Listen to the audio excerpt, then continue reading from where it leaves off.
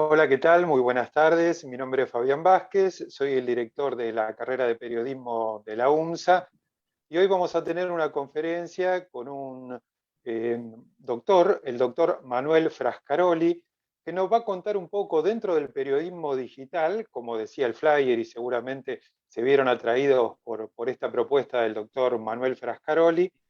Nos va a introducir en el tema de cómo generar audiencias, retenerlas y monetizarlas dentro del periodismo digital, que sabemos que hoy por hoy está más en boga que otros tiempos por las cuestiones obvias y es algo que realmente tiene que ver mucho con nuestra profesión de periodistas. Así que tengo el agrado de presentar a un profesional de larga trayectoria, con un muy largo currículum, que si quiere él se los puede contar brevemente o si no nos metemos de lleno en la conferencia. Así que le doy la bienvenida. ¿Qué tal, doctor Manuel Frascaroli? Muy buenas tardes. Bueno, muchísimas gracias, Fabián. Es realmente un placer estar aquí con ustedes eh, en la UMSA para desarrollar esta actividad, eh, actividad que venimos trabajando desde hace mucho tiempo sobre esta temática, ¿no? El periodismo digital que hoy está muy en boga, pero que comenzó ya su desarrollo hace más de 25 años, ¿no? Que es el tiempo con el que llevo trabajando sobre este tema. Así que bueno, en primer lugar, agradecer a la universidad, a las autoridades de la UMSA, a vos, Fabián, muchísimas gracias por esta oportunidad. Por Eh, favor. y, y bueno, vamos a comenzar. La idea es presentar estas tres nociones, ¿no?, que yo digo que están muy encadenadas y que no solamente sirven para hacer exitosamente un medio digital, sino que además estas tres nociones explican la lógica de funcionamiento de las plataformas digitales. Entonces va a ser útil para preparar, producir, publicar y explotar los contenidos en las plataformas digitales. Explotar comercialmente, ¿no? De eso estamos hablando, sobre todo porque hoy el tema de la monetización resulta crucial para la sustentabilidad de cualquier emprendimiento o medio digital, ¿no? Bueno,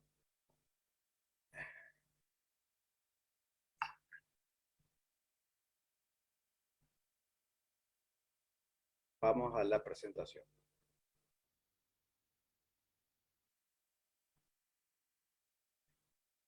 ¿Ahí la están viendo? No, todavía no. Ah, ok, a ver.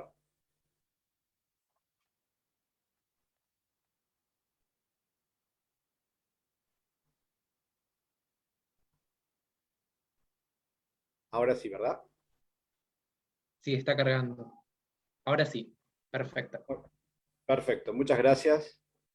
Eh, Entonces, el tema en cuestión, cómo generar audiencias, retenerlas y monetizarlas. Antes vamos a hacer una breve introducción sobre el marco de referencia, ¿no?, que sería el de la sociedad de la información. ¿Por qué? Porque este, digamos, es el estado de la cuestión que permite entender cómo es el desarrollo de las plataformas digitales, del periodismo digital y de los contenidos y de la posible explotación eh, de la cuestión. Entonces, la sociedad de información decimos que es el entorno socioeconómico, sociohistórico también, de los medios de comunicación en el cual están insertos, ¿no? Y esto tiene que ver no solamente con una postura conceptual, sino sobre todo nos va a servir para entender cómo hay otros factores intervinientes de orden económico, de orden político y también de la adaptación de la industria periodística a ello, ¿no? En esta cuestión intervienen estas otras cuestiones técnicas y de infraestructuras para que pueda existir la sociedad de la información, y para que pueda existir la dimensión comercial de Internet, como es la posibilidad de que exista una masa de audiencia capaz de consumir aquellos contenidos que vamos a estar trabajando, ¿no? Entonces, por eso el tema de la conectividad resulta crucial.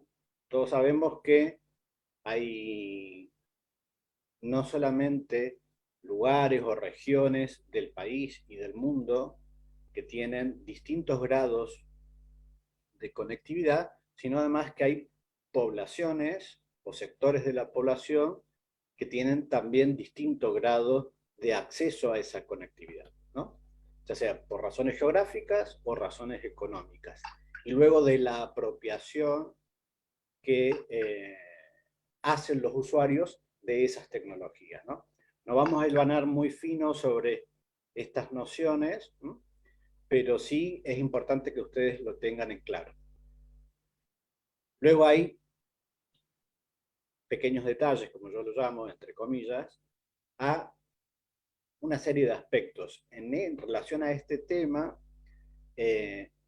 la brecha digital se presenta como una dificultad, entre comillas, ¿no?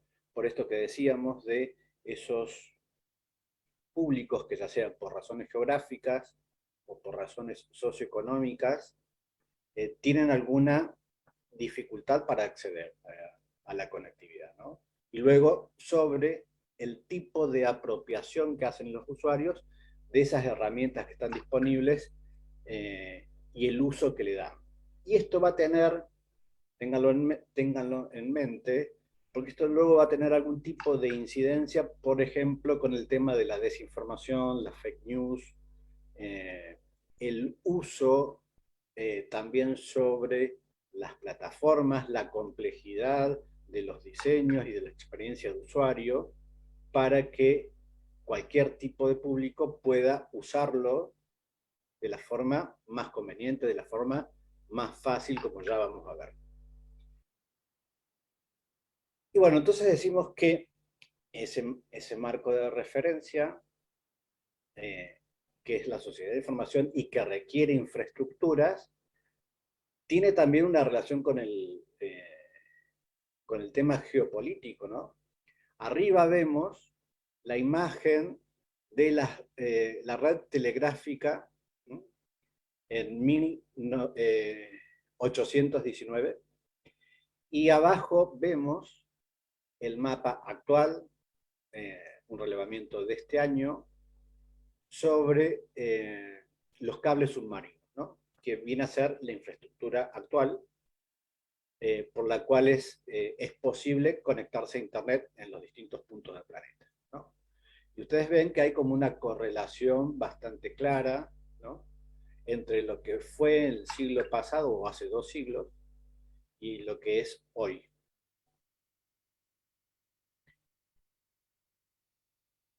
Y esto también tiene relación con otras nociones nuevas que no vamos a tener tiempo de abordar hoy, pero que son interesantes de tenerlas en cuenta, porque estas plataformas digitales de las cuales hablamos, que básicamente son las Big Tech, ¿no?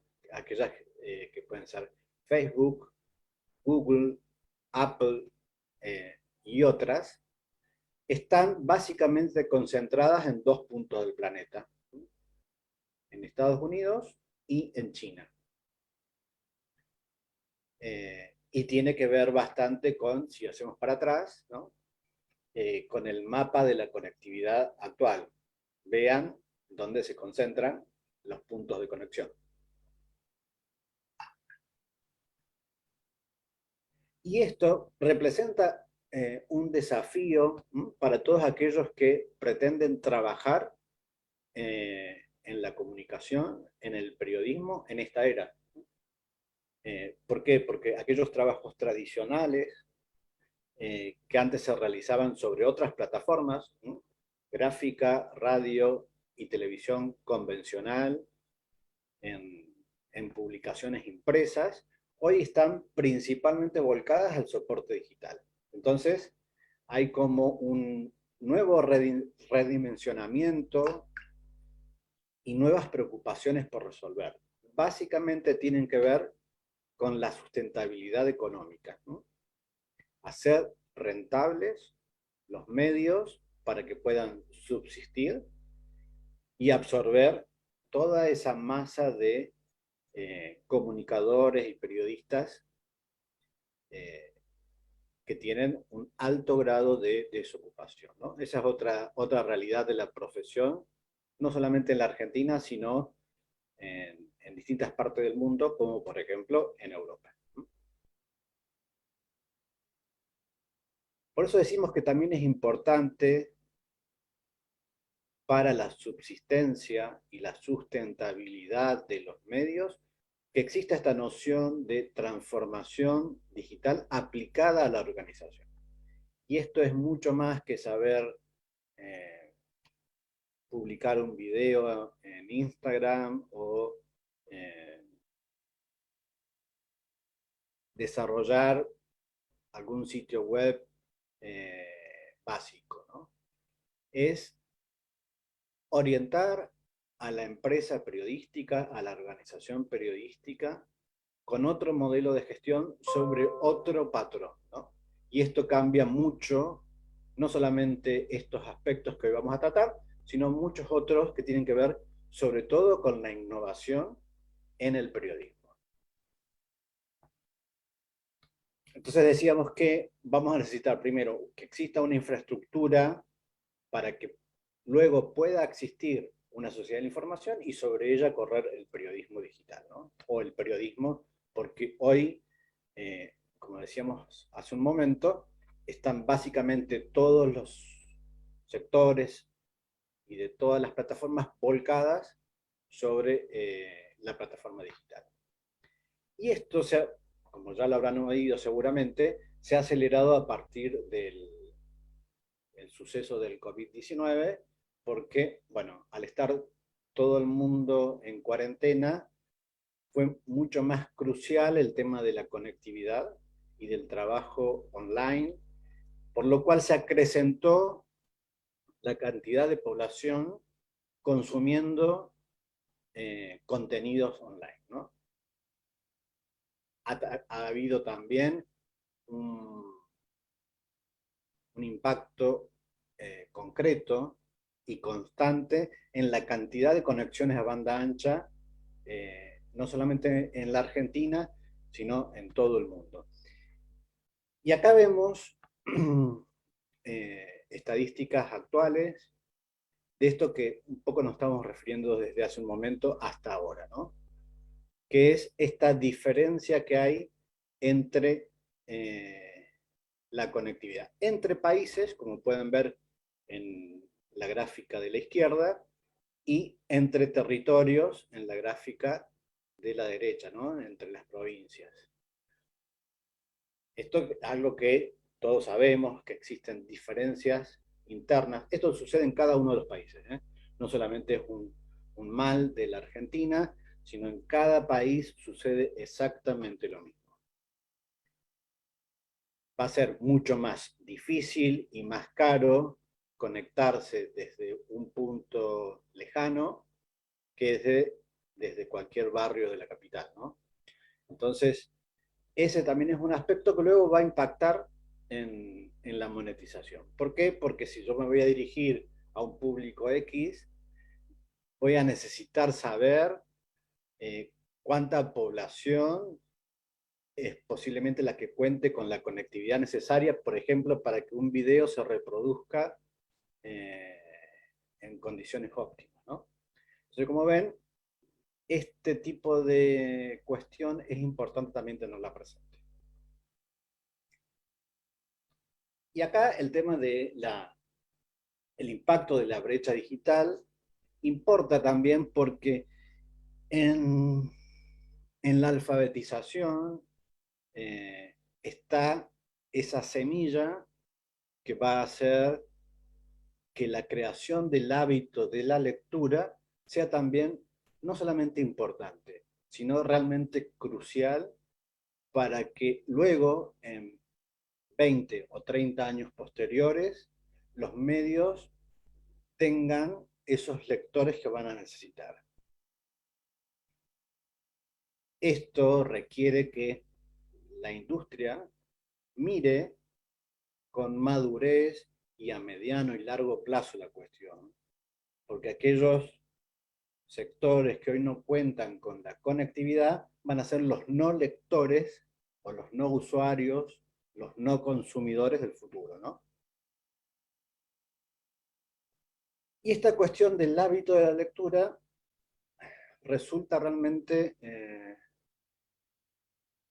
crucial, como decía recién, porque mientras antes se desarrolle este hábito, va a ser mucho más posible que luego se pueda establecer un vínculo especial entre ese lector y el medio, y la marca del medio, ¿no?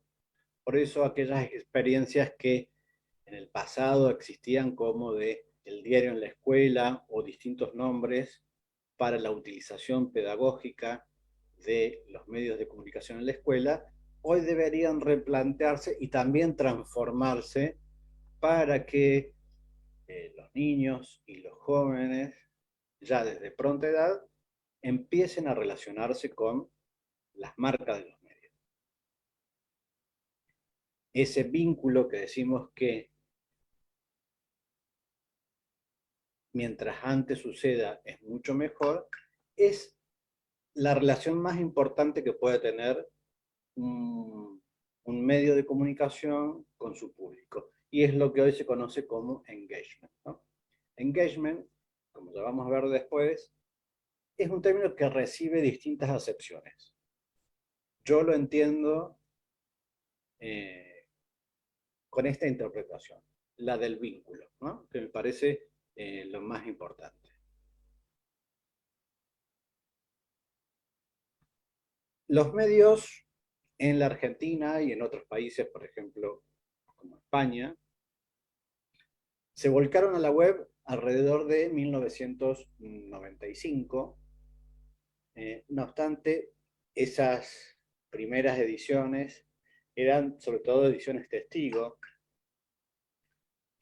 Con esto, digamos, los medios no sabían muy bien qué hacer y luego con los años fueron experimentando, aunque esa mirada de tomarlo como algo menor es lo que hace que hoy estén pagando y caro, ¿no? Ese error de no haber visto, de no haber evaluado con la mirada necesaria, ¿no? Para no poder anticiparse o adaptarse a tiempo. Tuvieron 25 años y todavía hay medios que no la entienden, ¿no? Esa es una cuestión por la cual se puede explicar también por qué algunos medios han ido desapareciendo en vez de transformarse. Vemos la edición de el martes 23 de abril del 2002, ¿no? Un día complicado para la Argentina. Esos años fueron muy agitados, pero ya existían en las ediciones digitales de los diarios esta noción de actualización. Por eso vemos esta captura de pantalla. Ese día se sucedían noticias minuto tras minuto. Y ya algunos medios, como Clarín, empezaban a implementar esa práctica de no solamente trasladar la edición impresa a la digital, sino además publicar nuevos contenidos. Seguramente ustedes están acostumbrados a que esto sea hoy natural. No obstante, todavía en la actualidad, 25 años después, hay medios que siguen publicando solamente la edición de papel. Bueno, este es un medio que yo fundé también en soporte impreso cuando estaba haciendo el primer año de la licenciatura, ¿no? Y luego lo convertí muy prontamente en el 97 a la edición digital. Y esta es también la misma actualización de la misma fecha en el mismo minuto que el Clarín. ¿Ven? 23 de abril del 2002. Con las mismas noticias. Y esto no lo traía el ejemplo para decir esto que les contaba de que fundé un medio y que prontamente lo transformé al soporte digital, sino también para hablar de esta otra cuestión. En la web no solamente están los medios tradicionales compitiendo por la atención del lector, sino que hay una multiplicidad de actores fuera del ecosistema tradicional. Aquí vemos otro medio hoy integrado en el Grupo Clarín, que es La Voz del Interior, también de la misma fecha, ¿no? Entonces, bueno, ustedes pueden ver que hay una misma estética entre esta edición de Clarín, la de mi sitio en ese momento, y de La Voz del Interior, porque era la estética de ese momento, porque era el tipo de diseño que existía en ese momento, y porque había también una limitación de la tecnología que se usaba en ese momento, que eran los content managers o los publicadores que existían en aquel entonces. Es una cuestión que la menciono porque es importante, no por el factor estético, sino porque luego termina impactando en todo, ¿no? ¿Y qué quiero decir en todo? Termina impactando en la usabilidad, en la navegabilidad, en la UX, que sería la experiencia de usuario, y naturalmente en la monetización, ¿no? Acá vemos cómo en los años subsiguientes, muchos medios a lo largo del mundo, en este caso el New York Times, experimentaban en la web con distintos rediseños, ¿no? Como este, que hoy en día se verían como difíciles de usar, ¿no? Y hago hincapié en esta cuestión porque es, como les decía, algo que hoy se tiene en cuenta y que en ese momento no era tan importante. Vamos a ver un caso en particular porque no hay tiempo de ejemplificar todos y cada uno de los casos, pero sí en este que hace como un pequeño recorrido sobre un medio puntualmente de la Argentina, que es el Diario de Río Negro. Ustedes vean cómo era la edición en 1998. Todos los diarios eran así, ¿no? Vean esta otra ya nueva interfaz del 2005, esta otra del 2007, y esta es la actual. Ven que hay un cambio profundo, ¿no?, en cómo se hacía antes todo, bueno, en esto que es como casi pixelado, muy elemental, en esto que incluso en la actualidad todavía hay medios que persisten con este tipo de esquema, ¿no?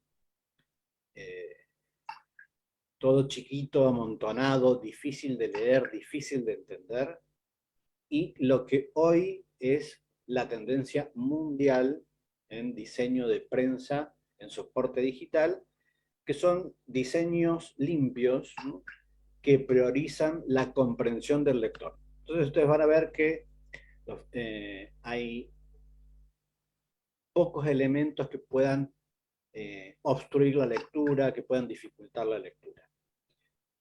No va a haber tiempo de que analicemos bien en detalle, bien finito la cuestión. Hay alguna utilización incorrecta, en este caso, de los tags, que son estas palabras que ustedes ven abajo, marcadas en rojo, que serían como las secciones o los temas, ¿no?, que el lector puede utilizar, pero bueno, seguramente va a haber otra oportunidad en la que profundicemos sobre estos aspectos bien finitos, detalles bien ajustados. Esta es una edición actual de Infobae, y esto que yo les decía sobre la comprensión es una dimensión que cobra importancia. Ustedes saben que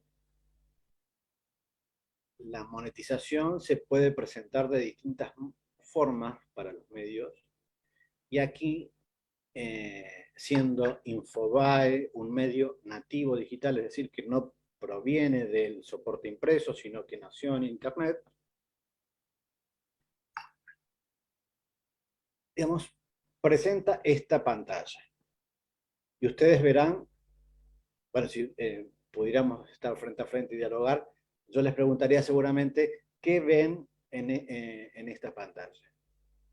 Ven una imagen que es una publicidad, ¿no? Tiene una leyenda abajo que nos dice que es una publicidad.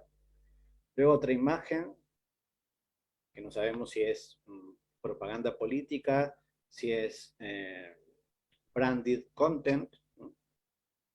Otra publicidad sobrepuesta, otra al costado, y algunos títulos que sí podemos identificar como títulos periodísticos al costado. Entonces, esto es como el contraejemplo de lo que veníamos diciendo recién, ¿no? Por eso, estas nociones que decíamos recién del diseño en relación a la UX y al SEO, ¿no? El SEO es la optimización de los contenidos para los buscadores. Esto cobra importancia porque es justamente lo que va a permitir facilitar la lectura y que el lector tenga una buena experiencia de usuario en la web, en el sitio web del medio.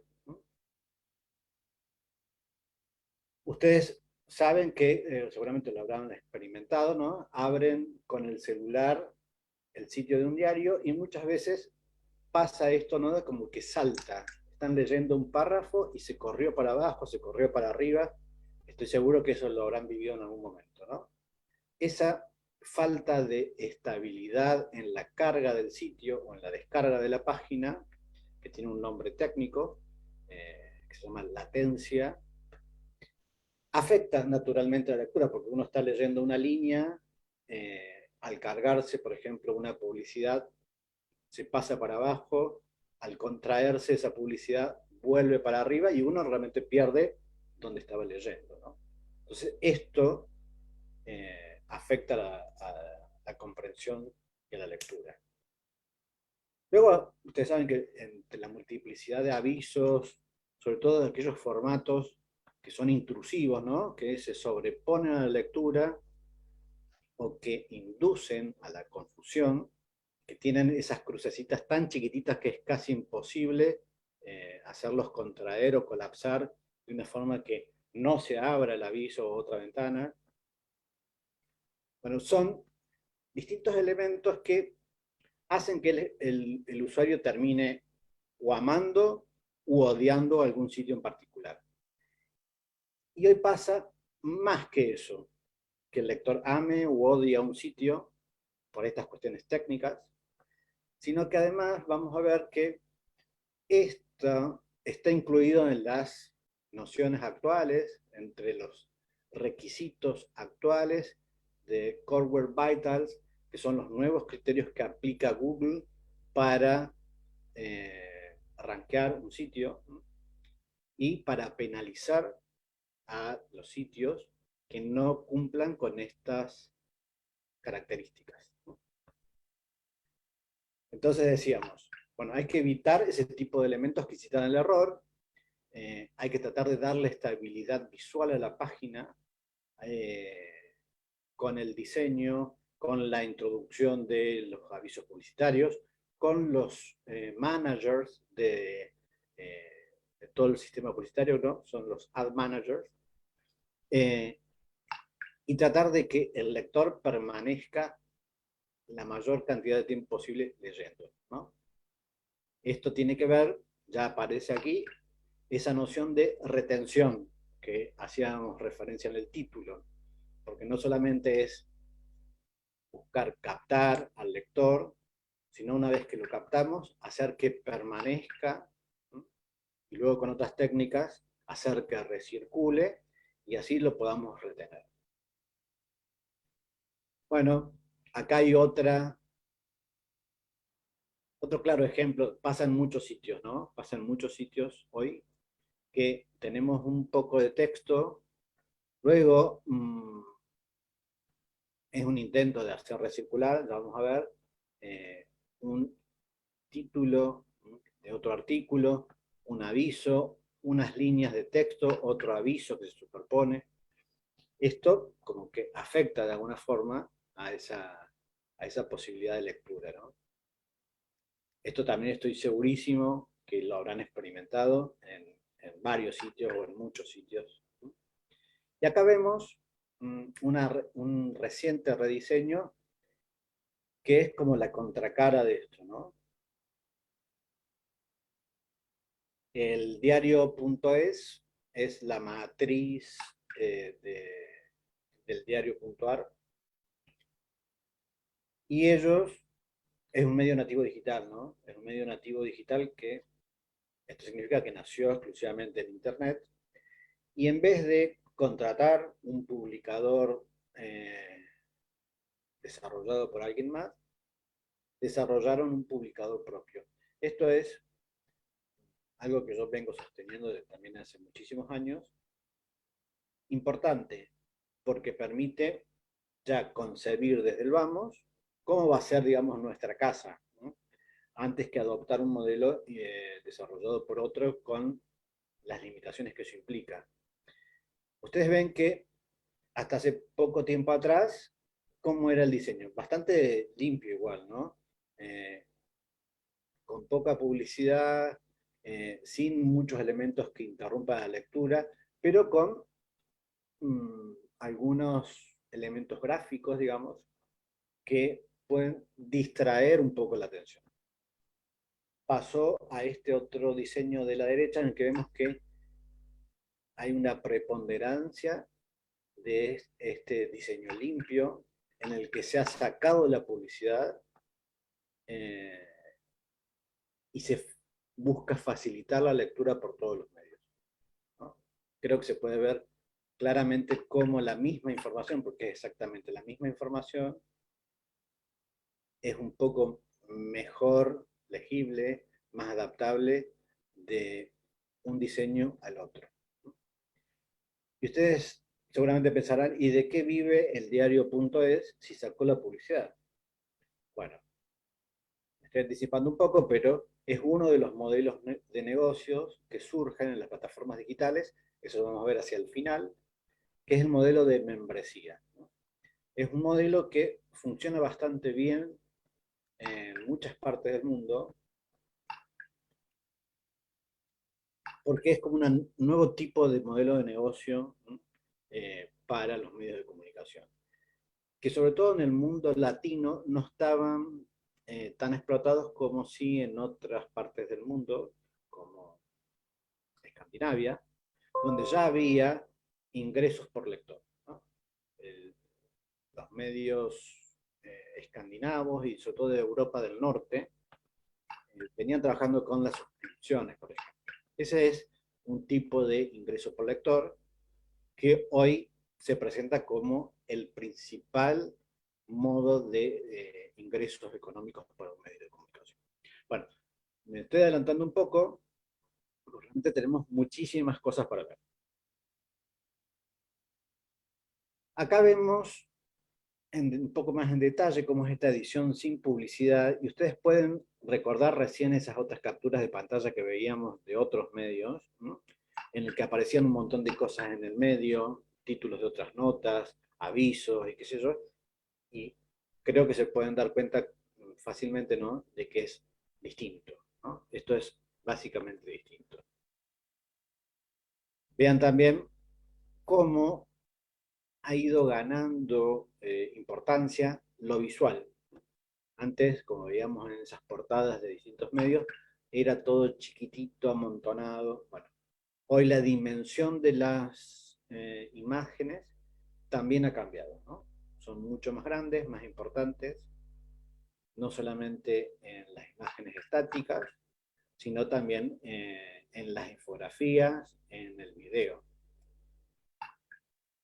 Y esta es la misma nota vista en dos tipos de dispositivos, ¿no?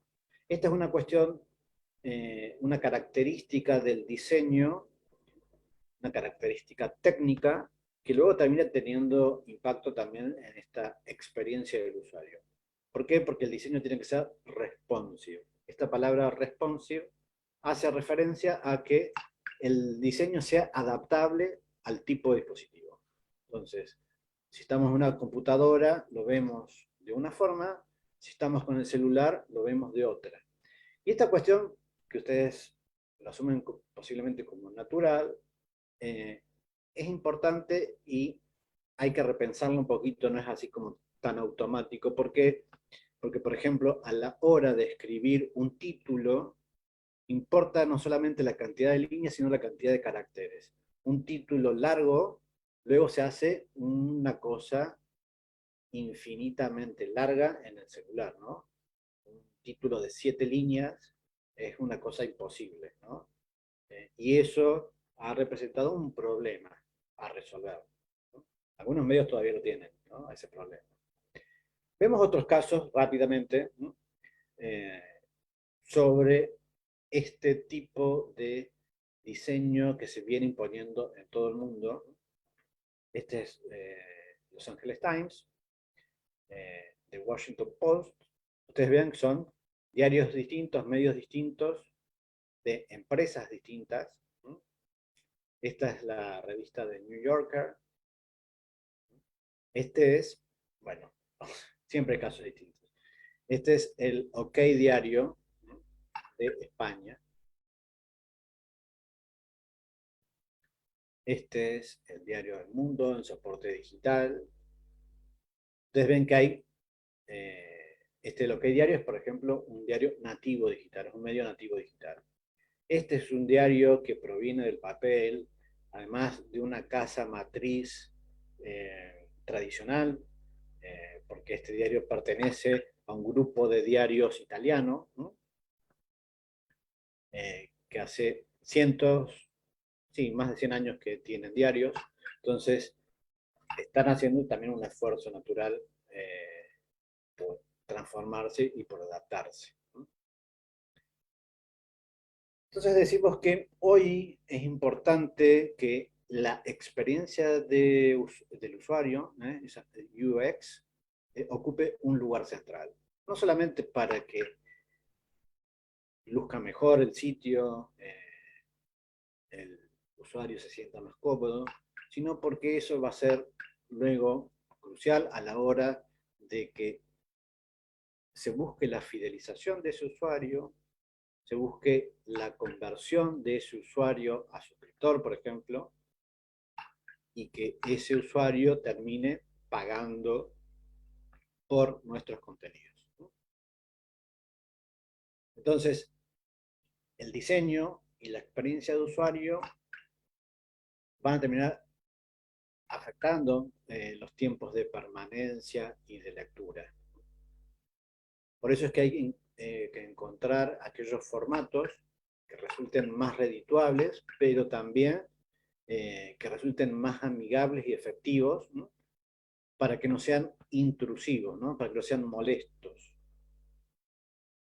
Entonces, hay como algunas fórmulas, ¿no? Que son aquellos modelos de negocio que vamos a ver sobre el final, para trabajar sobre esa viabilidad económica y con el modelo de negocio adecuado para nuestro tipo de medio, sea el tipo de medio que sea medio económico, deportivo, de nicho, generalista, proveniente del papel o nativo digital, bueno, con la línea editorial que tenga.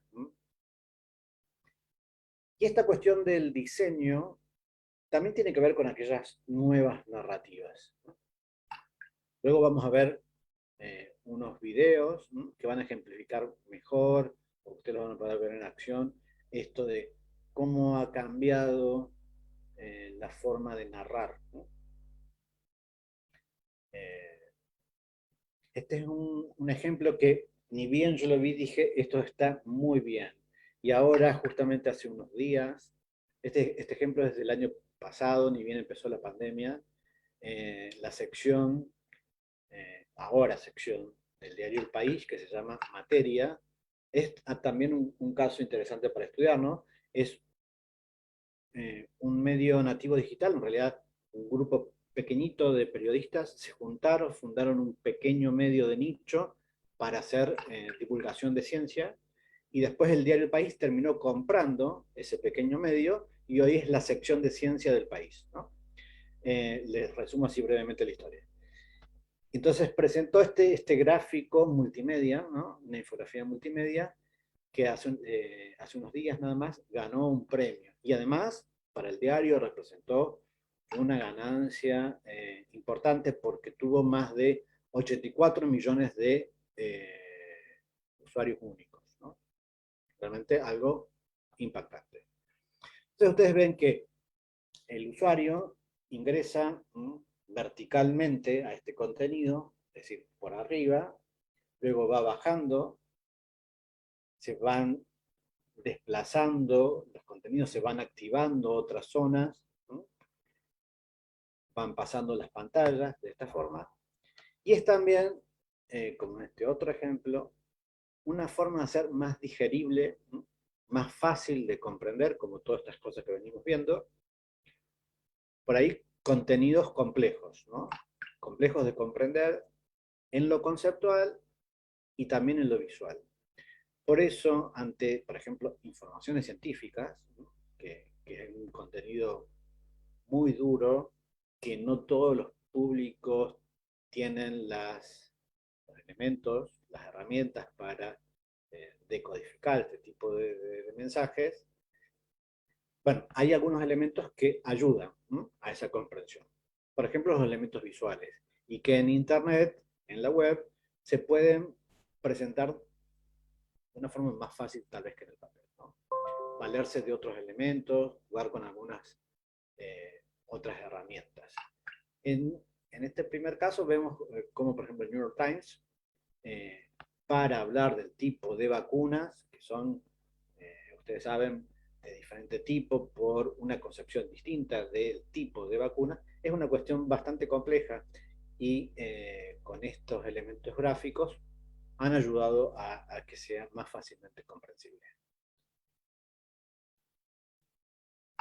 Y luego también se ha visto que presentar la información con estos elementos gráficos no solamente que ayudan a la comprensión, sino que ayudan a la recurrencia, ¿no? Nos referimos una vez más a este concepto, a esta noción de la retención, ¿no? Presente en el título de esta conferencia y de un curso que yo también desarrollo sobre este tema, porque es como la segunda noción clave, ¿no? Para que funcione un medio digital, para que funcione bien, exitosamente. Primero hay que captar esa audiencia, luego hay que saber retenerla para luego explotarla o monetizarla. Entonces, estas cuestiones del diseño, de la usabilidad, de la navegabilidad, luego vemos que tiene también impacto en lo económico. Y como hacíamos referencias desde el principio, no solamente en la cuestión del diseño, yo había hablado de la innovación. Innovación en la empresa periodística, innovación en el diseño, en la concepción del site. Ustedes, si yo le presento esta pantalla sin decirle nada, seguramente podrán asociarla, ¿no? A Instagram, ¿no? Estas pequeñas burbujas que nos recuerdan a Instagram.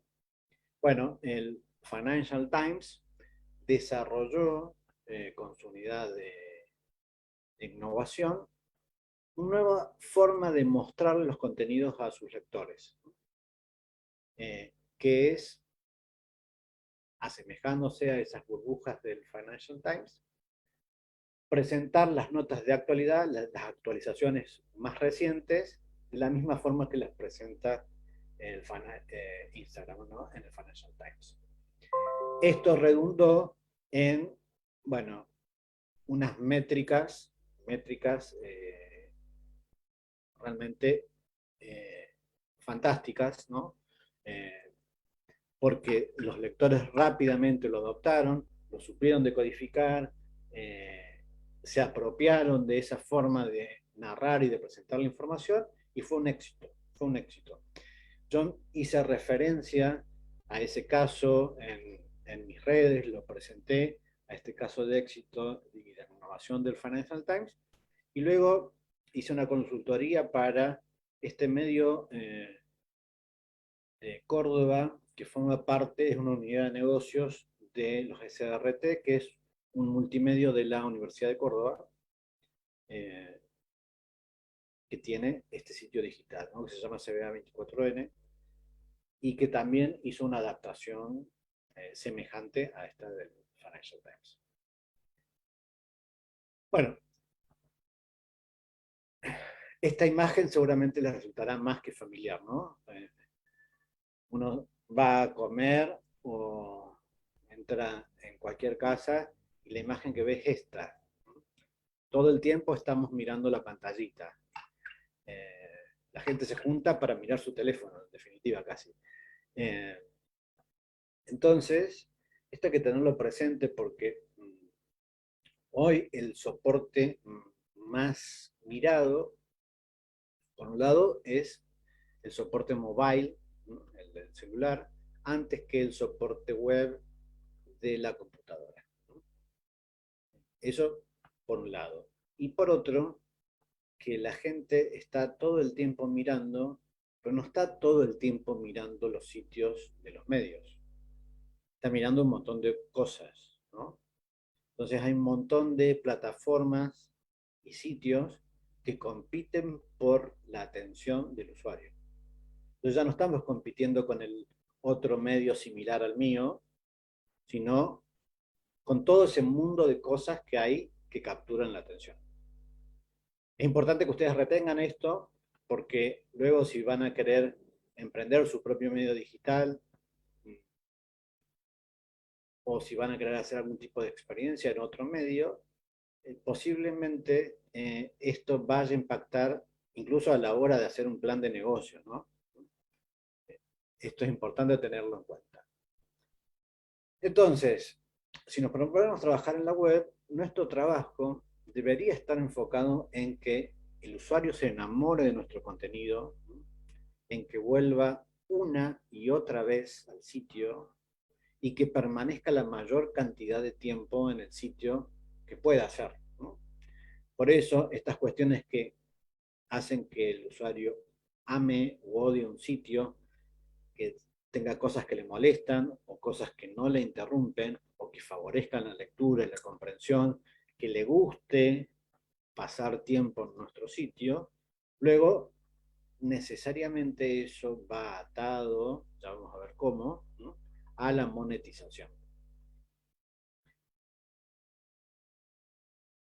Claro que cada una de estas pequeñas cuestiones, entre comillas, como digo yo, es bastante compleja, ¿no? Porque hay intentos, técnicas de recirculación, es decir, para que una vez que el usuario o el lector está en nuestro sitio, permanezca más tiempo y consuma más información.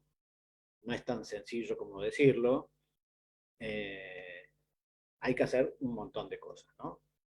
Y ese montón de cosas son todos estos pequeños detalles que estamos viendo y algunos otros más que vamos a ver si el tiempo nos permite. Bueno, entonces decíamos que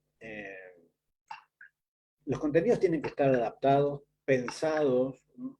Para el soporte y preparados para los tipos de usuarios que tengamos, ¿no? Recordemos esto que habíamos visto antes, al principio, de que si yo consigo una historia muy bien narrada, pero que el video es súper pesado y que por el ancho de banda que hay en Formosa, la gente no lo va a poder ver, bueno, es como un contenido que va a ser imposible de ser consumido, ¿no? Entonces, esto hay que tenerlo en cuenta. En fin. Bueno, decimos que también es importante preparar, concebir, planificar un sitio que también tenga relación con el tipo de usuario que vamos a pretender tener, ¿no? Conocer los hábitos de consumo, también los hábitos de entretenimiento, por esto que decíamos antes, ¿no? Hoy no competimos solamente con otros medios, sino con todo lo que hay en Internet. Y después hay otros fenómenos que han ido cambiando aquello que llamamos periodismo, ¿no? Ustedes seguramente esto lo habrán notado y lo habrán escuchado. Hoy la polarización existente, ¿no?, en lo político se trasladó fuertemente a los medios y eso ha afectado también el consumo de los medios. No solamente en el soporte impreso, sino en el digital. Si el tiempo nos permite, vamos a desarmarlo, a disgregarlo un poco, pero sí les voy diciendo que eso que antes uno adjudicaba una línea editorial, pero que tenía que ver estrictamente con una noción periodística, hoy, por un lado, eso ha habido como un desplazamiento semántico, ¿no?, en eso, que hace que hoy se produzcan contenidos para un tipo de creencia, para un tipo de postura, sea la que sea, ¿no?, de un lado o del otro, más que en hacer periodismo con la concepción clásica, ¿no? Esto no sucede solamente en Argentina, pasa en muchos países, por no decir todos. Y esto va a terminar impactando de una forma u otra en cómo se conectan esos medios con las audiencias. Recordemos que hemos visto la importancia de ese vínculo, sobre todo afectivo, ¿no?, vínculo afectivo del usuario con la marca. Porque en definitiva la relación que luego va a permitir la conversión de un usuario en un suscriptor, en un usuario que pague, es en base a esa relación afectiva, ¿no?, a ese vínculo al engagement.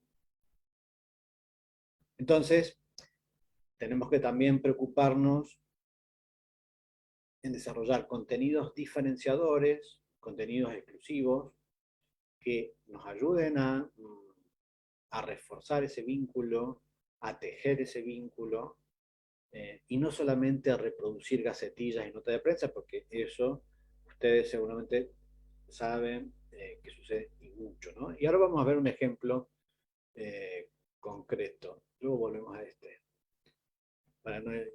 Este es el caso de un caso de estudio, ¿no?, de una nota de un medio nacional publicado el 27/4. Vean cómo se reprodujo en otros medios el 28 y el 29. Todo en base al copy-paste. Y esto tanto lo que yo decía antes, como esos tipos de notas o de contenidos que son para la tribuna, ¿no?, para aquel converso o ese lector convencido de una postura, sea cual sea, pone como en discusión esta noción de periodismo de calidad. Y que es importante porque ya está estudiado desde distintas perspectivas que solo con periodismo de calidad puede existir un periodismo sustentable, rentable, ¿no? Entonces, también se presentan en esta cuestión otros aspectos más técnicos, ¿no?, en cómo explotar esas potencialidades que tiene el medio en Internet y que es, por ejemplo, la del lenguaje multimedia. Cómo pensar una historia, una cobertura periodística, para que tenga todos los elementos que puede tener. Eso es la buena explotación de esas posibilidades. Que tenga texto, que tenga fotos, que tenga video, que tenga audio. Por supuesto que no he puesto todo así de cualquier forma, sino de la forma apropiada para que sirva a narrar una historia y para que sea de la mejor forma posible para que el lector la consuma toda y esté más tiempo en nuestro sitio y vuelva una y otra vez y se enamore de nuestros contenidos, ¿no? Acá estoy como hilvanando esto que venimos viendo recién. Y no solamente han aparecido nuevos roles, ¿no? Hoy los medios periodísticos tienen nuevos roles que antes no existían. Por ejemplo, hay editor de audiencias en los medios, ¿no? No solamente en los medios grandes, sino en los medios chicos, los nativos digitales también tienen un editor de audiencias. Este rol nuevo, después hay otro montón de roles nuevos que antes no existían, también ha significado por ahí, en algunos casos, la supresión de otros puestos, como por ejemplo el de corrector. No todos los medios los tienen, algunos sí. Y esto, por ejemplo, se nota, ¿no? Acá vamos a ver una serie de casos donde o hay falta de corrector, falta de supervisión por parte de los editores, ¿no? Mucho contenido hecho con demasiado apuro y sin la necesaria corrección o supervisión, ¿no? Porque salen cosas como estas. Eso, que es bastante frecuente por otro lado, puede terminar erosionando de alguna forma esto que decimos que es el principal activo de un medio, ¿no? La credibilidad. Esto que yo decía antes de esos medios que producen más que periodismo de la forma clásica, esos contenidos para un tipo de postura, para un tipo de creencia, son los que pueden terminar viendo afectado ese capital. En la Argentina hay un caso claro, ¿no? Un diario que supo ser no solamente el primero en la Argentina, sino el primero de habla hispana, hoy está tercero, ¿no? Por hacer uso y abuso de eso. En fin, bueno, vamos acelerando un poco porque sigue pasando el tiempo. Por favor, me marcan cómo vamos. Bien, en esta cuestión, muy relacionada a la credibilidad y a ese producir contenidos de una forma tal, está la confianza. Y la confianza es muy, pero muy importante para que exista ese vínculo, ese engagement, que luego nos va a permitir crear, por ejemplo, una vía de monetización posible para convertir a ese usuario en suscriptor. Vemos que esto cambia de país en país. Acá vemos un montón de casos. La Argentina está un poquito antes de Chile. Pero esto, bueno, es dinámico y va variando año a año. La cuestión es que esto hay que tenerlo en cuenta. Este es un estudio que se realiza todos los años, que se llama Digital News Reports del Instituto Reuters de la Universidad de Oxford, que vemos cómo la Argentina presenta indicadores similares que los países desarrollados, Estados Unidos, Europa, Australia, Sudáfrica, y esta coincidencia tiene que ver con las plataformas digitales, ¿no? La desconfianza, ¿no?, por la desinformación, las fake news, tiene que ver con algunas plataformas como por ejemplo Facebook, ¿no?, que es justamente el azul, el Facebook, y que esto que identifica o tiene en común todos estos mercados.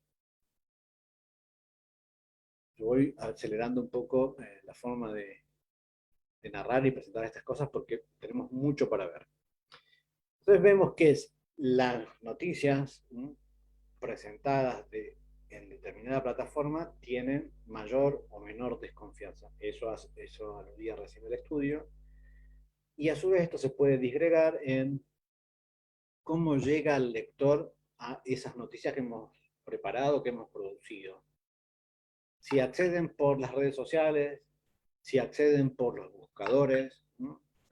Qué tipo de noticias buscan, tienen que ver con esa identificación del lector. Bueno, se puede generar en estos indicadores y en muchísimos más. Ahora no tenemos la posibilidad de profundizar en cada uno de estos aspectos, pero posiblemente en el futuro lo tengamos, ¿eh? Entonces, Esto está relacionado con eso que decíamos recién, esa confianza en los medios. Sobre este mismo estudio que se realiza en todo el mundo, luego se pueden disgregar los datos, ¿no? Este es sobre el del 2020, que habla de esa confianza ya traducida sobre las marcas periodísticas. Ustedes ven cómo algunos diarios que tienen una posición muy fuerte tienen determinada confianza, positiva o negativa, ¿no? Y sobre este mismo informe, en otros mercados, por ejemplo, en España, la disgregación ha sido como más finita. Acá vemos sobre las marcas españolas como si el lector, el usuario, es de una orientación ideológica o de otra, confía más o confía menos, ¿no? Por eso que yo había hablado antes. Hoy los medios no solamente no producen más que todo información de la forma clásica, sino que producen contenidos para una creencia o para una postura. Entonces, por ejemplo, el ABC, que es un diario conservador, vemos que tiene menos confianza entre los lectores de izquierda y más confianza entre los lectores de derecha, ¿no? Ahí está, dicho en palabras simples, lo que representa este estudio.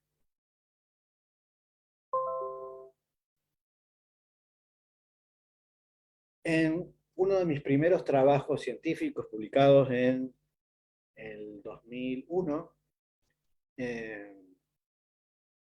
establecí estas características que yo entiendo que son las características del lenguaje en Internet, que es el lenguaje multimedia, la interactividad y las actualizaciones.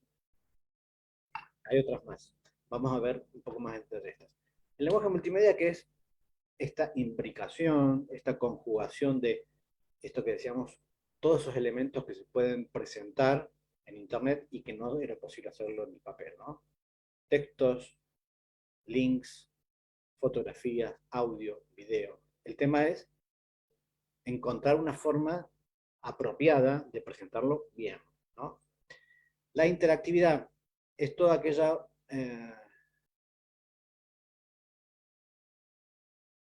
posible interacción del usuario con nuestro sitio, con nuestro contenido, con nuestra marca, según la interpretación que hagamos, ¿no? Y las actualizaciones es aquello que me refería antes, que decir, no solamente es trasladar el contenido que se produjo en el papel, sino a lo largo del día presentar contenidos de forma continua, ¿no? Para que el lector también tenga una razón para volver una y otra vez al sitio, ¿no? Que no sea como en el diario de papel, que salía una sola vez al día, aunque ahí te digo, hay medios digitales que lo hacen todavía, sino que vuelva todo el tiempo. Esta es una razón para que el lector vuelva todo el tiempo. Nos vamos a profundizar en otras dos características más, vamos a hablar un poco más de estas nuevas narrativas, ¿no? Esto que dicho así parece sencillo, no lo es, porque en estos 25 años de periodismo digital, la mayoría de los medios no lo ha sabido entender. De hecho, estos casos excepcionales en que un medio como El País, que tiene los recursos necesarios para experimentar o tener equipos especializados en narrar historias verticales con infografías multimedia, no la tienen todos los medios, ¿no? Entonces, esta búsqueda por la forma de narrar apropiadamente para los entornos digitales sigue siendo una búsqueda en la actualidad, una búsqueda para el periodismo, ¿no? Entonces, hablamos todavía que esto es mucha potencialidad por explotar estas posibilidades, ¿no? Para hacer narrativa transmedia, para aplicar storytelling a la producción de las noticias. Volvemos sobre este caso. Ustedes como yo les dije al principio, se pueden ver que aquí está pensado para ser narrado de forma vertical. ¿Por qué? Porque el soporte en el que principalmente va a ser consumido es un celular. A diferencia de cómo era antes, que era una narración horizontal, porque el soporte principal era la computadora. Por eso vemos este recordatorio, ¿no? Entonces decíamos esto que presentábamos recién. El diseño es importante para la experiencia de usuario y para el SEO. Las claves de esta experiencia es hacer que el lector encuentre con la mayor facilidad posible todo, ¿no? Que pueda leer fácil, que pueda comprender fácil sin que haya elementos que obstruyan la lectura o impidan una fácil comprensión. Esto hace referencia además a otras dos nociones, como es la navegabilidad y la usabilidad, ¿no? Entonces, en un medio digital hay que hacer que el contenido sea fácilmente digerible y de una forma amena. Esto es, en definitiva, la experiencia de usuario, ¿no? Que la representamos con estas letras, UX. Este es otro caso, ¿no? Casos realmente hay un montón, como es el de Destape, ¿no? Vemos que se repite esto mismo que pasaba con Infobae, ¿no? Un poquito de texto, una publicidad, otro poquito de texto, otra publicidad. Realmente esto interrumpe la lectura. ¿Y por qué justo lo hacen estos medios y otros no? Tiene que ver con el tipo de modelo de negocio que trabajan estos medios y los otros no. Lo vamos a ver al final. En definitiva, la experiencia de usuario tiene que tener en cuenta esta perspectiva del usuario, ¿no? Porque si no, como un arquitecto puede pensar una plaza de una forma y la gente no, realmente la usa de otra. Y esto es un poco lo que sucede también con las plataformas digitales. Un diseñador gráfico, un ingeniero en sistemas puede pensar un publicador, un tipo de web, un diseño web, pero luego eso no ser lo mejor para nuestro sitio, ¿no? Entonces hay que trabajar mucho con equipos interdisciplinarios, ¿no? Y eso es algo que tampoco antes existía en el periodismo, en una empresa periodística tradicional. Recuerdan que yo les conté que había fundado ese medio. Bueno, la experiencia en la web fue como una pequeña startup.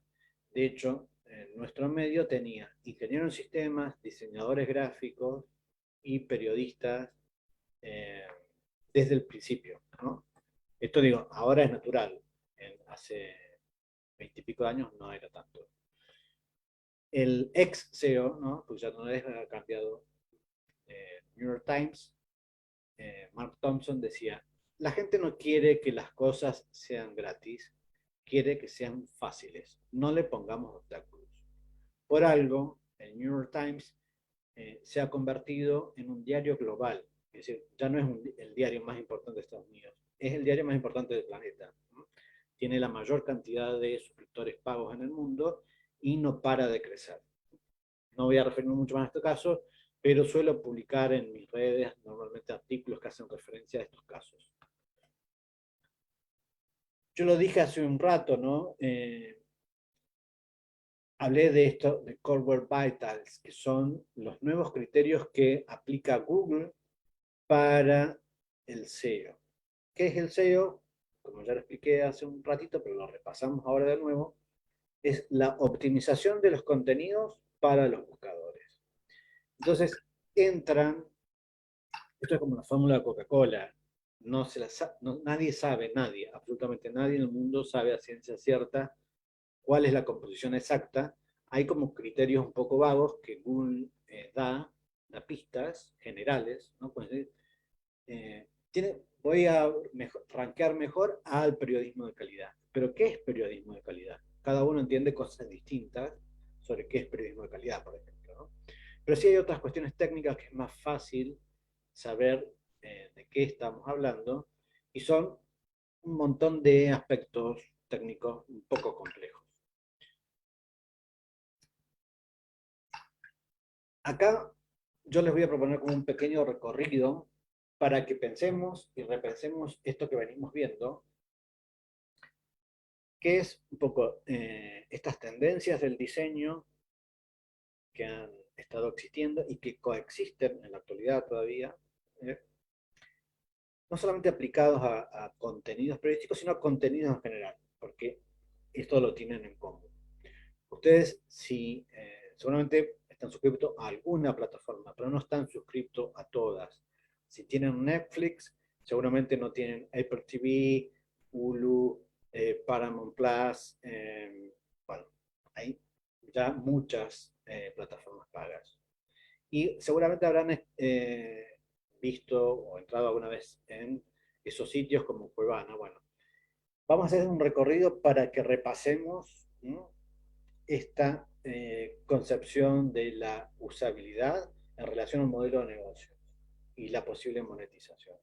Ustedes fíjense, por ejemplo, este sitio Nula, que es muy conocido, que todavía sigue siendo todo chiquito, amontonado, que es difícil, más difícil de comprender que, por ejemplo, este, ¿no?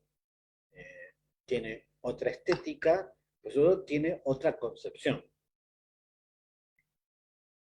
Esto es, por ejemplo, utiliza una técnica de carrusel, slider o swiper para presentar las distintas películas, distintos contenidos, ¿no? Este es otro tipo de sitio que también utiliza una técnica similar y que está como a medio camino de los otros.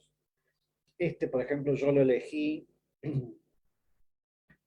porque es uno de los pocos que tiene menor tasa negativa, digamos, de experiencia de usuario, porque no se abren tantas ventanas como en los otros, ¿no? En Nula se pueden llegar a abrir como 15 o 20 ventanas, y en este es como 2 o 3 o 4. Entonces, eso luego termina impactando en que la gente lo elija más a uno o más a otro. Y en los contenidos digitales permanentemente hay como novedades, ¿no? Ustedes seguramente habrán escuchado hablar o son usuarios, son consumidores de podcast. Esto es hoy en día como lo fueron los blogs hace 10 años o 15, que muchos pensaban que iba a ser como, no sé, algo salvador del periodismo. No lo es tanto. Es simplemente una cuestión más, ¿no?, a incorporar. Eh, no tiene necesariamente un modelo de negocio exclusivo. Trabajas en el mejor de los casos con un modelo de negocio clásico como es el patrocinio, sino en la mayoría de los casos no tiene monetización por el momento. No obstante, hay algunas empresas como el New York Times que han querido tomar una posición clara, no solamente creando equipos periodísticos para producir podcasts, ¿no?, sino más comprando no una, sino varias compañías para producir podcasts. Perdón. Y luego, la forma en que se presentan los audios no solamente es a través de los podcasts, sino también a través del audio de las notas, ¿no? Esto es algo que vienen incorporando algunos medios, ¿no? Acá lo ven en este caso, en este pequeño icono abajo del sumario, está la posibilidad de escuchar el mismo artículo. ¿Y cuál es la usabilidad, cuál es la potencialidad de esta herramienta, de esta prestación? Acá vemos otro caso, ¿no? El audio se presenta de otra forma, pero es claramente perceptible al lector que cuenta con la posibilidad de escuchar esa nota.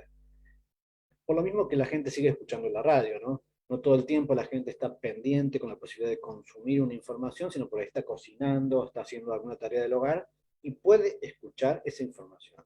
Al medio le sirve porque lo tiene al lector en su sitio, porque está consumiendo su información, que ese es de pronto un objetivo importante, un objetivo principal, como decíamos antes, ¿no? Captar al lector y hacer que se quede. Si no se puede quedar porque no tiene tiempo para leer una nota larga o un montón de notas, bueno, se lo vamos a presentar con audio para que mientras haga las cosas de la casa, pueda escuchar y consumir nuestra información. Lo digo así un poco esquemático, pero es en definitiva eso, ¿no? Y los podcasts, a su vez, pueden ser reempaquetados, por ejemplo, en plataformas de video. Este es el caso de el Evening Standard, ¿no? Que es un medio tradicional, un medio proveniente del papel, pero que encontró en esta vía una importante forma de mantener y acrecentar la cantidad de usuarios. ¿Por qué? Porque trasladó los podcasts y supo cómo presentarlos en video. Y así como hay estrategias para el audio, también hay estrategias para las plataformas de video, que tienen que ver no solamente en la concepción, para el soporte, sino en aspectos tan mínimos como esa mosca o miniatura en el diseño que hace que uno pueda identificarlo con una marca periodística en particular, ¿no?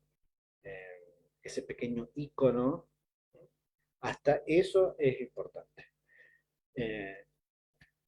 Este diario, el que vimos recién, de Even Standard, pasó de 6.000 a 100.000 suscriptores, ¿no? Por eso es un caso de éxito que también traigo. ¿Cómo hizo para pasar de 6 a 100.000? Encontró una nueva forma de presentar los videos. No de la forma clásica que lo hace todo el mundo, sino armando playlists. Playlists a la forma como lo hace cualquier usuario, que es ya no por las secciones clásicas de economía, política, deportes, sino, por ejemplo, que a alguien le interese un tema en particular, como el que vamos a ver acá, ¿no? El caso de Black Lives Matter. Entonces, publica o relaciona todos los videos relacionados con ese tema.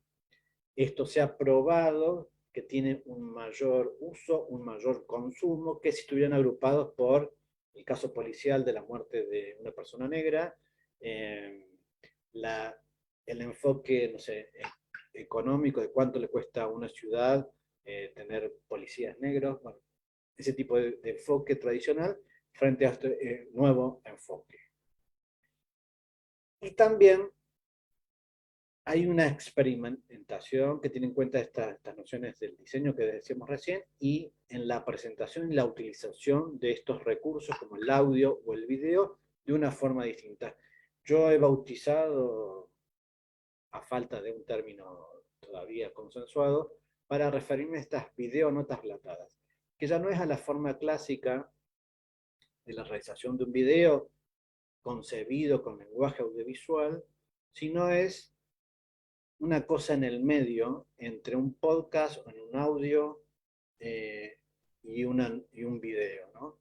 Porque utiliza imagen, pero sobre todo utiliza un guión y un relato en off, pero con texto insertado, ¿no? Por eso decimos que es como un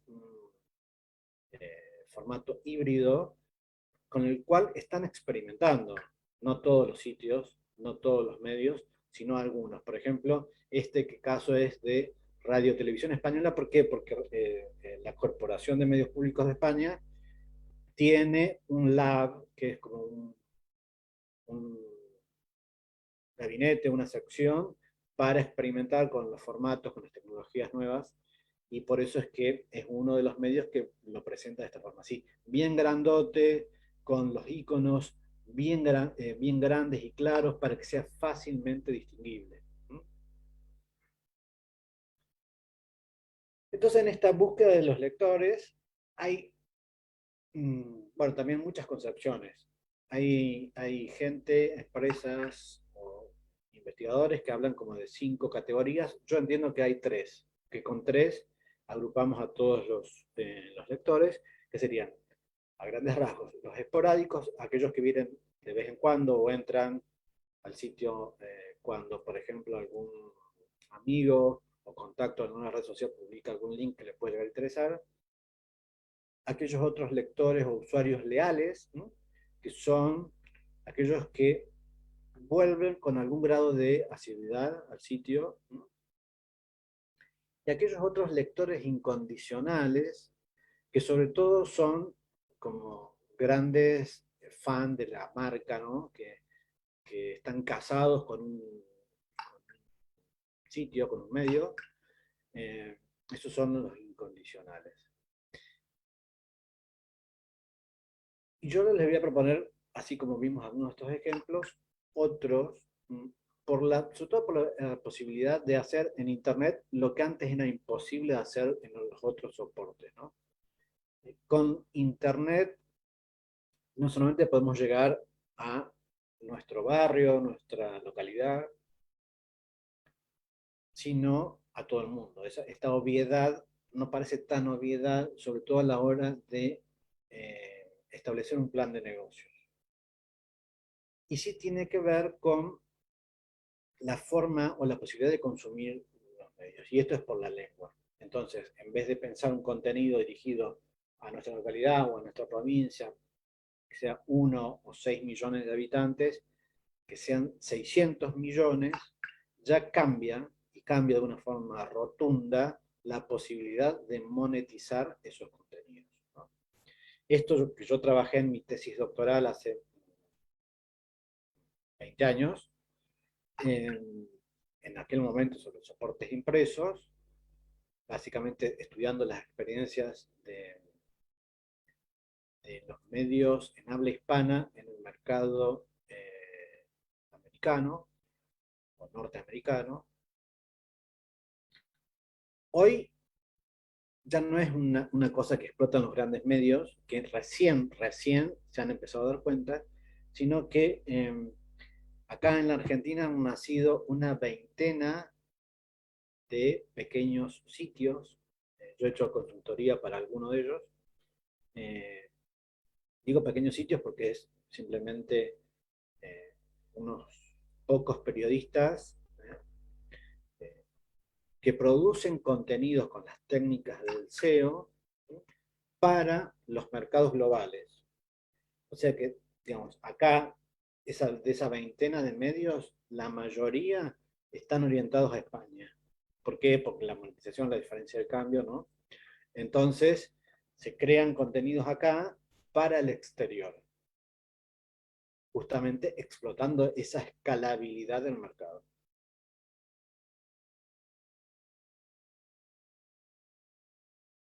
Veamos, por ejemplo, el caso del diario AS, que forma parte del multimedio del diario El País, ¿no?, el diario deportivo del país, como lo lee de Clarín, y que trabaja sobre este supuesto. Gran parte de su audiencia no está en España. De hecho, en España está segundo, ¿no? Está primero o segundo en la mayoría de los países latinos, americanos. Entonces, no es algo para dejar de tener en cuenta esta cuestión. Y sobre todo si uno trabaja con contenido de nicho, ¿no? Lo digo así porque es realmente la expresión común que seguramente ustedes han escuchado. No obstante, en periodismo digital nos referimos a ella como verticales, ¿no? Y pueden ser de los temas para los cuales haya público, ¿no? Temas de pareja, deportes, bueno, caza, pesca, un grupo pequeño de medios de México, que es este caso que yo les estoy mostrando ahora, vean cómo desde el 2015 al 2020, trabajando con estos verticales, ¿no?, ha encontrado audiencia global en el mundo latinoamericano o iberoamericano, donde haya hispanoparlantes. Porque sus lectores no provienen del interior de México, de un estado de México, como sería como una provincia nuestra en México, sino de todo el mundo hispano, ¿no? Así es que pudo partir de casi cero a lo que tiene hoy. Entonces, esta es otra forma de encontrar lectores, encontrar volumen de mercado para nuestros contenidos, ¿no? Lo que pasa es que para esto también no es una cuestión de decir, bueno, voy a publicar o voy a crear contenido o crear un sitio, ven que toma su tiempo. 5 años le tomó a este pequeño grupo de medios. O sea, hay que tener espalda para aguantar la maduración de un producto así, ¿no? Y este es un tipo de contenidos que funciona también muy, muy bien en todo el mundo, ¿no? Porque a los lectores de todo el mundo le gustan este tipo de contenido. Esto funciona muy bien en cualquier parte. Estas notas curiosas normalmente son además las más compartidas por los lectores en las redes sociales, ¿no?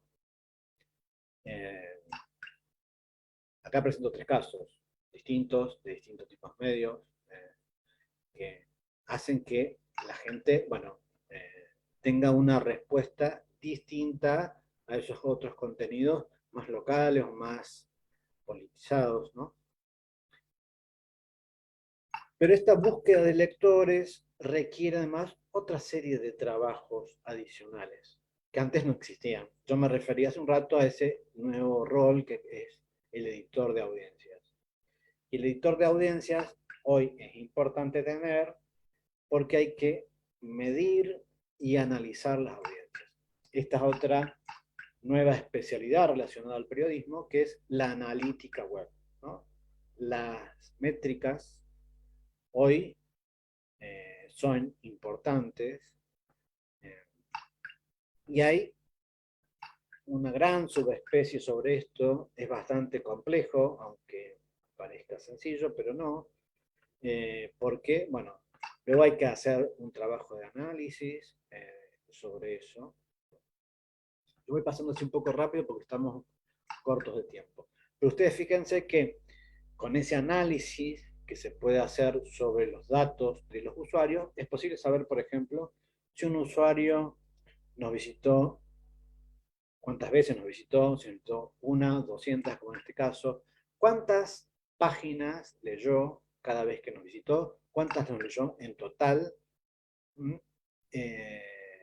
cuánto tiempo estuvo en el sitio consumiendo nuestras noticias, desde qué soporte o dispositivo nos visita, si es en la computadora, si es en el celular, si está notificado, si está suscrito, por ejemplo, a las notificaciones push, qué temas le interesan, qué tipo de noticias son las que consume, bueno, y muchas otras cosas más, en qué ciudad vive, qué versión de navegador tiene, qué sistema operativo usa, bueno, qué tipo de pantalla o resolución de pantalla tiene, etcétera, etcétera, ¿no? Se pueden disgregar en muchísimas cuestiones.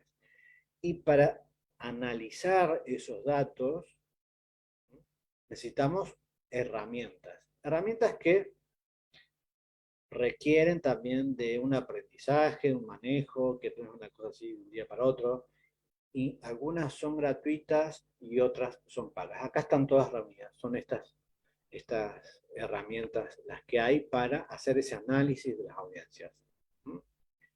Y esto, para poder analizarlo luego, tenemos que desarrollar también estos dashboards, que ustedes acá ven un ejemplo concreto, cómo se puede analizar una audiencia. Entonces sabemos el comportamiento de una audiencia relacionada con un contenido, de dónde proviene, qué horarios son los que consumen, bueno, etcétera, etcétera. Todo cuando se pueda disgregar en esto.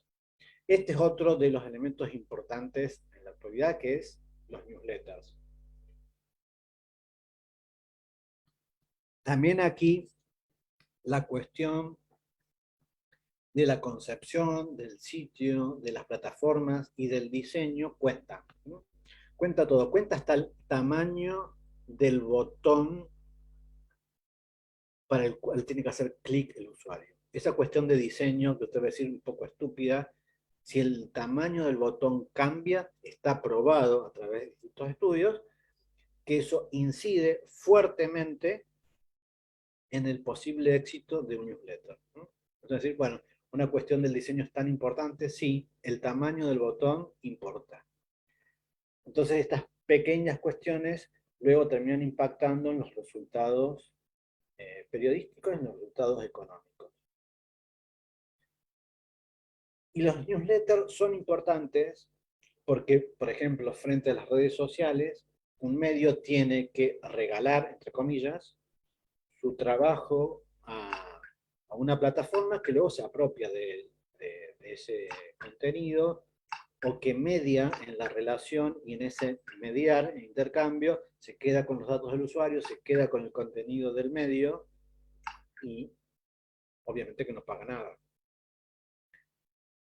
El newsletter permite que un medio se dirija a un usuario, a un lector de forma directa.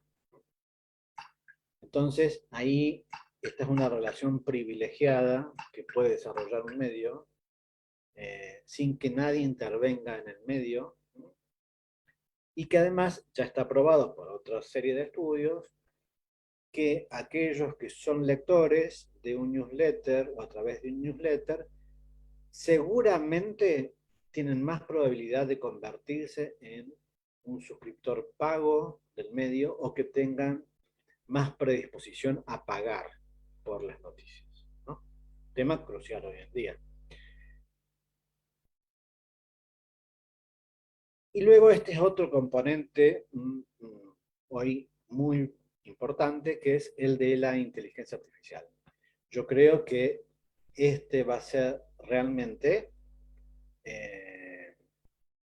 el componente importante. O sea, de todas estas cuestiones técnicas, esta va a ser la más relevante. No solamente para el periodismo, sino para toda la vida, para todo, ¿no? De hecho, bueno, más adelante voy a presentar un poco una gráfica de INMA, ¿no? Que es una asociación mundial que reúne a todos los medios del mundo, del planeta, que hace referencia al modelo de negocio que hoy más se usa en el mundo.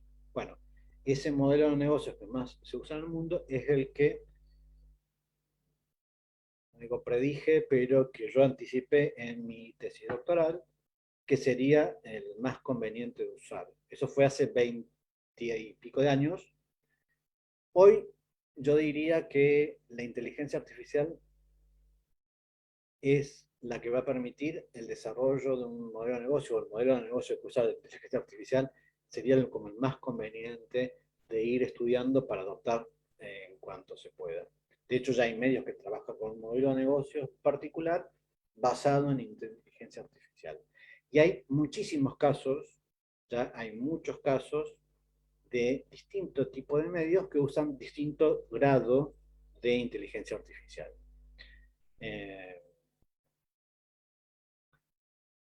Y la inteligencia artificial es tan relevante porque permite una hiperpersonalización en la relación del medio con el lector. La inteligencia artificial puede saber, mejor que nadie, cuál es el momento apropiado, el horario apropiado, el día apropiado, para hacerle, por ejemplo, una oferta al lector, o para que consuma un tipo de contenido, o para que pague por un contenido. ¿Por qué? Porque la inteligencia artificial usa el machine learning. El machine learning es el mecanismo de aprendizaje automático por el cual el algoritmo aprende, ¿no?, sobre el usuario.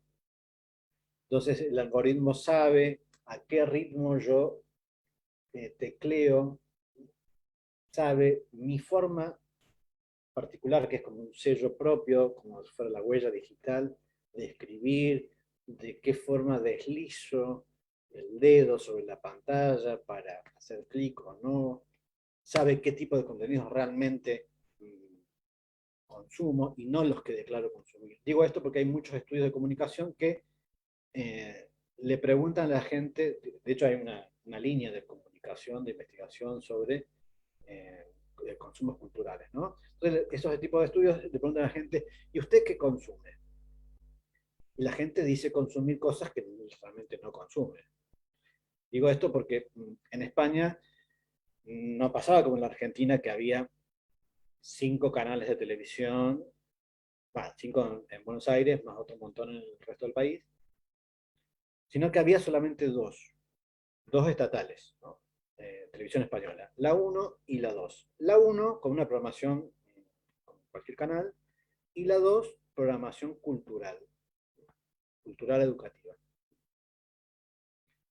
Entonces, claro, en los estudios de consumo de medios, con la gente declaraba, decía que veía siempre la 2, ¿no? Esa educativa cultural. Pero, de hecho, cuando surgió el primer canal privado, que utilizaba codificar los contenidos por antena, ¿no? Pasaba porno, ¿no? A la noche. Ese canal fue el más rentable del mundo, ¿no? No solamente el más rentable de España, fue el más rentable del mundo. Porque la gente puede declarar consumir X contenido porque sabe que socialmente está mejor aceptado consumir un documental que consumir porno, pero lo que realmente consume es porno, no documental. Digo esto porque la inteligencia artificial sabe o puede saber todos estos aspectos que venimos recién de la analítica web, relacionarlos con un perfil de usuario, elaborar un perfil de usuario inteligente, valga la redundancia, porque permite una profundidad de análisis mucho más perfecto que lo que haría cualquier tarea humana, ¿no? O casi. Ahora no vamos a tener tiempo de repasar todos los ejemplos, pero si surge la oportunidad, se clavó esto, a ver. Vamos a poder hacer tal vez el año que viene. Bueno, se clavó la computadora o el programa. A ver, disculpen, pero estas cosas de orden técnico suelen suceder. ¿Cómo estamos de tiempo, Fabián?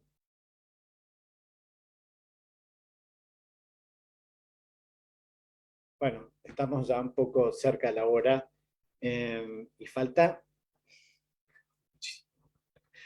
a ver qué está pasando. Sí, hay algún problema. Ahí está, a ver. Bueno, pasó. Se ve, ¿no? ¿Se está viendo? ¿Sí? Sí, sí. Ok, bien. Vamos a ver muy poquitos ejemplos de inteligencia artificial. Este es el desarrollo que se llama Boito, que es un asistente de noticias que le recomienda al usuario aquellas noticias relacionadas porque sabe el tipo de contenido que le puede interesar. Este es un desarrollo de los medios públicos suecos, ¿no? Acá en la gráfica de la derecha, este es un software bastante sencillito que lo que hace es catalogar y rotular las imágenes, ¿no? ¿Por qué? Porque si uno rotula las imágenes, eso luego impacta en el SEO, luego impacta en la productividad de la redacción a la hora de utilizar, encontrar una imagen, y porque además cada persona le llama a una misma cosa de diferente forma. Entonces, en una misma redacción, que hay un banco de imágenes, uno le puede poner cohete, otro le puede poner nave espacial, otro le puede poner, bueno, de distintas formas, ¿no? Capaz que elegí un mal ejemplo, pero... entonces, este software denomina a cada cosa con un nombre, no 20, y lo hace de forma automática, ¿no? Digo porque es uno de los más básicos. Esto con inteligencia artificial, ¿no? No sé qué le pasa ahora. De vuelta lo mismo.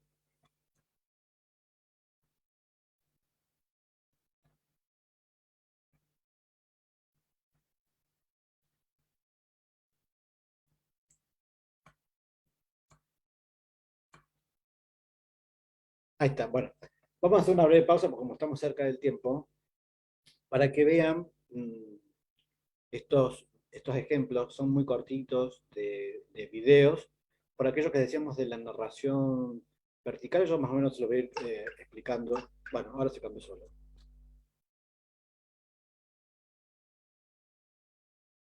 A ver, ya que lo anticipé.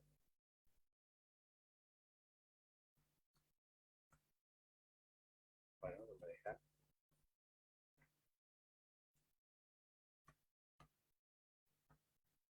Bueno, cerró la ventana. Increíble. ¿Ve? Hacen que sea un poco improlija la presentación, pero bueno, la tecnología por ahí presenta estos desafíos. Este es Heliograph, eh, que es un desarrollo del Post, del Washington Post, que detecta las tendencias de Twitter, ¿no? Ustedes saben que de todas las redes sociales, Twitter es la más periodística de todas.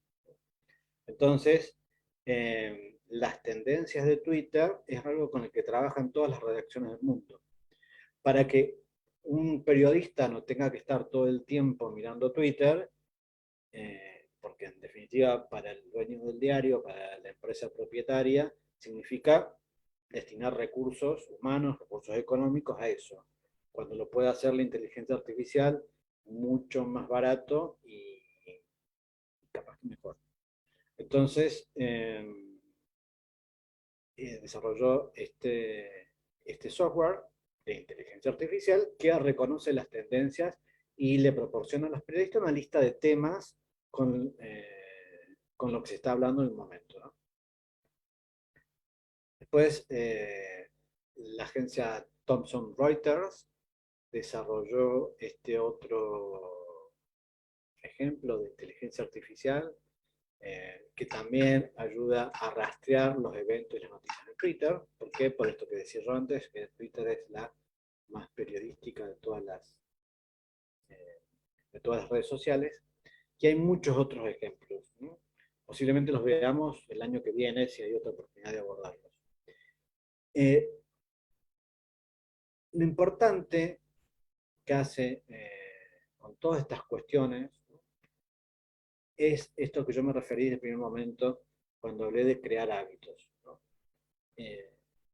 Una vez creado el hábito, eh, digo porque esto es un poco la razón que explica también el éxito del funcionamiento de las redes sociales, hay una cuestión neuronal, ¿no?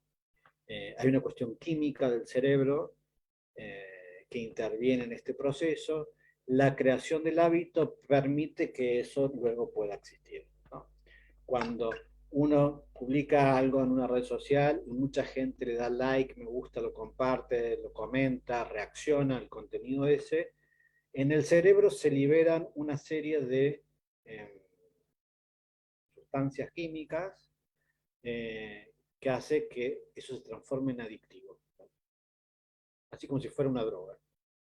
Y ese es un poco el esquema que hay que reproducir en los sitios o en la publicación de contenidos en los soportes digitales, mejor dicho.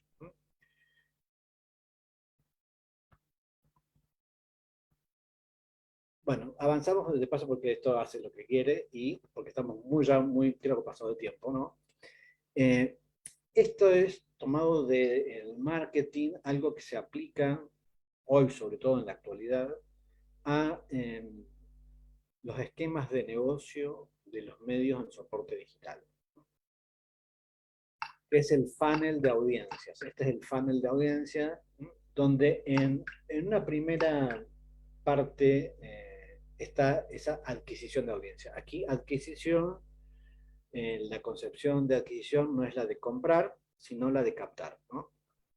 Entonces uno va a producir con video, con texto, con imagen, con links, con contenido.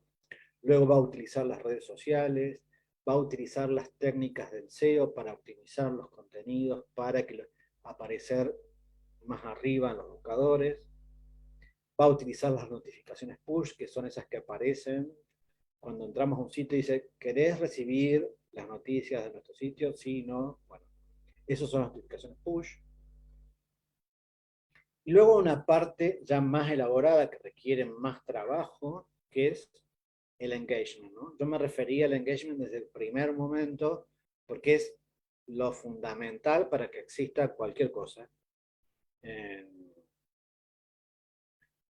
el engagement se puede reforzar, se puede trabajar, por ejemplo, con el newsletter que decíamos recién, porque ahí hay una relación privilegiada, única, que puede tejer el medio, si lo sabe tejer, con el lector, con el usuario, porque llega directamente a la casilla de correo del usuario. Perdón, Manuel, ya para cerrar, tenemos una consulta en el chat, si la Bueno, puede, sí, por favor, disculpame. responder y cerramos. Sí, ok. Hay muchas cosas que nos quedaron en el tintero, bueno, que ojalá surja la oportunidad de verlas más adelante. Tenemos muchos ejemplos para ver y comentar, pero bueno, pasamos a la pregunta rápidamente, así no nos pasamos de tiempo.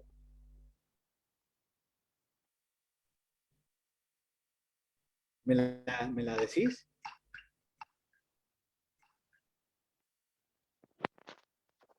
No sé, en el chat. Que no lo puedo ver yo porque estoy en la presentación. ¿Para qué? Ahora lo busco, a ver si lo Porque esto podemos. está reaccionando muy lento, no sé qué le Sí, pasa. Arturo Moya pregunta si los modelos freemium basados en monetizar a partir de las suscripciones habitualmente se basan en muros de pago. Ahora bien, cada vez más usuarios se empoderan tecnológicamente y utilizan métodos varios para sortear las limitaciones del paywall. En tu perspectiva, ¿el modelo de suscripción soportado por muros de pagos va a desaparecer en breve por estas prácticas? Ahora acá me aparece el, el chat. Bueno, es una pregunta compleja. Gracias, Arturo. Muchas gracias. El modelo freemium es ese que al final no vamos a ver, pero yo aprovecho para decirlo. Es ese al cual yo me centré en mi tesis doctoral y es el que más se usa en el mundo. El 47% de los medios del mundo utilizan el modelo freemium, ¿no? En la Argentina no. En la Argentina casi que no se utiliza el modelo freemium. En la Argentina se usan sobre todo los metered paywalls, ¿no? ¿Y qué pasa? Con los metered paywalls, uno tiene un número limitado de notas a las cuales puede acceder. O sea, si yo leo Clarín, por ejemplo, tengo X cantidad de notas. Una vez que las consumí, no puedo leer, ¿no? El modelo freemium trabaja desde otra perspectiva. Por un lado, ofrece ciertos contenidos gratis en abierto para que cualquiera los pueda leer y otros contenidos más exclusivos, ¿no? Como las notas de opinión, aquello único que puede ofrecer ese medio, eso lo ofrece bajo un paraguas que puede ser un paywall o cualquier otro modelo de negocio, ¿no? Digo esto porque yo había dicho que nos íbamos a referir a los modelos de negocio y no va a haber tiempo. Por ejemplo, el caso que presentábamos de eldiario.es es un caso súper exitoso de otro modelo de negocio que es la membresía. Y con esto, de alguna forma, me refiero a la pregunta de Arturo que hacía referencia a qué otras alternativas hay. Hay muchas otras alternativas. Y también una especial, por eso que dije yo en relación a la inteligencia artificial, hay otros modelos que se llaman híbridos o dinámicos. Puede haber híbridos dinámicos, dinámicos híbridos, y uno de esos modelos de negocios utiliza inteligencia artificial. Yo creo que ese modelo de negocios es el más promisorio de cara al futuro. ¿Por qué? Porque, Perfecto. sí. Manuel, brillante. Disculpame que me haya pasado de tiempo. Perfecto, Manuel, muchísimas gracias. No sé si querés dejar algún concepto más.